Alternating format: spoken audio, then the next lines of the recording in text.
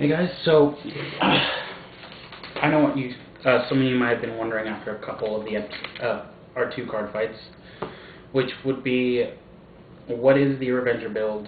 Also, just so you know what's likely to be in your opponent's deck. Well, for one, 4 Raging, must run him. At least for this. Why, you may ask? Well, for one, he's a restand. That already makes him good. 2, there's something in store for the grade 2s to tell you why. Then there is the guy that is still very expensive. I lucked out and got my friend to get me 3 of them.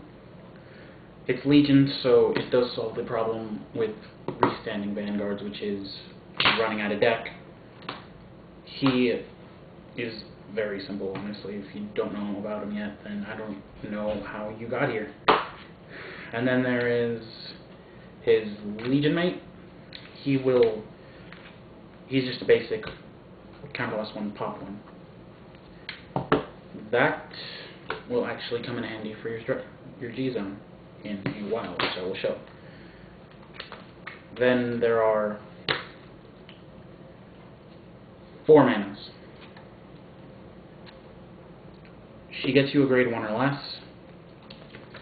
That will actually help to make this deck a little faster and make sure you live, since we all know the problem, if you're a Shadow Paladin player out there, of not having the rear guards you need. And then there's the unit that solves that the most. This is one of the best things that happened to Revengers. Whenever she gets popped for a skill, say Raging, all you have to do is counterblast 1. She gets you a grade 1 or less, which will give you the field for a second Raging form attack. Now, then the question comes up, well, how do you make sure you get all the Raging forms? Well, that was answered by another unit that came out in the same set as Dark Blast, which is not a big Revenger of Vigor. I'm thinking something else. But when he's dropped on rear guard, counterblast 1, search for a copy of your grade 3, which can, so the combo is basically, you got yourself a Raging form, pop her, get him, skill goes off. Well, actually, you want to have a Raging form already in hand, since he has to go off first, but this gets you the one for her skill. Another grade 1 that you need absolutely in this guy, I'm sorry, I forget his name. Tempting Revenger. Limit Break Cheater, very simple. It's just Raging form. Everything is Raging form support, basically. Your regular 4 perfect guards. Now, the reason I'm running the Revenger perfect guard instead of Karma Collectors is because Revenger of Vigor requires Revenger Counterblast. So you want to make sure that you have it. And then the 2 filler units, which are Masquerade, you can drop it with mana. Well, not mana, you don't want to drop it with mana. Dark Blast, if you already have all the Raging forms you need in hand, or grade 3 for the next turn if you want it, then you just drop him, 10k attacker. If needed, you just kill and intercept. And then there's triggers. For such an aggressive build, yes, heal triggers, you need to run them. I know, it doesn't make sense, but you need them, honestly. I've tried it out. Draw triggers, this will help you get what you need in hand for that big rush turn.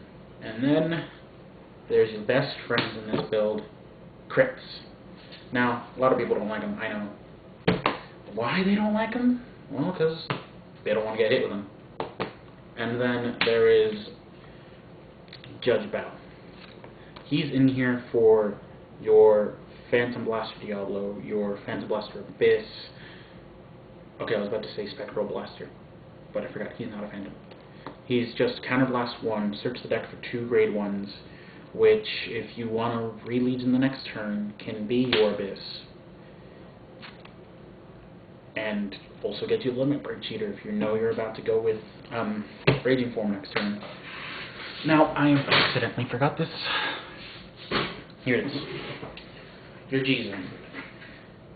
Honestly, I'm going to tell you now, this thing is rarely ever used in this deck at all. If you have to go into your G-Zone, you've done something wrong. Or your opponent's doing everything right. Now, 2 Aura Geysers, he's the only...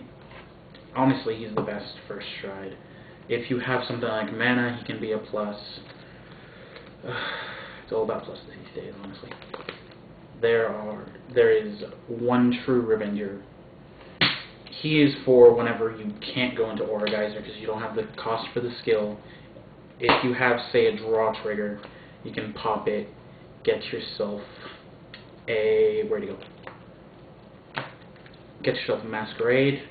He goes from 10k attacker to 13k attacker, so it can get around those cross rides. Majesty Lord, if it's what you're dealing with. Then there's Spectral. Do I even need to explain this thing? He's just Counterblast 2. It sounds big, honestly, for running this deck, but Counterblast 2.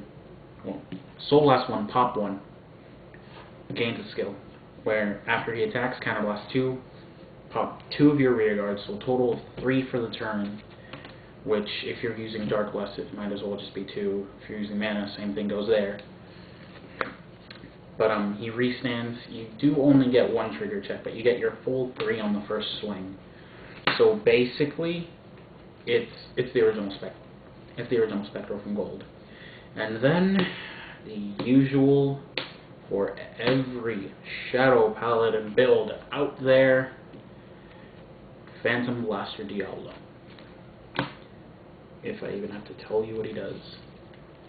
Man, where have you been? The guy is Counterblast 1, pop 3 rear guards when he swings, so you can still swing at them first.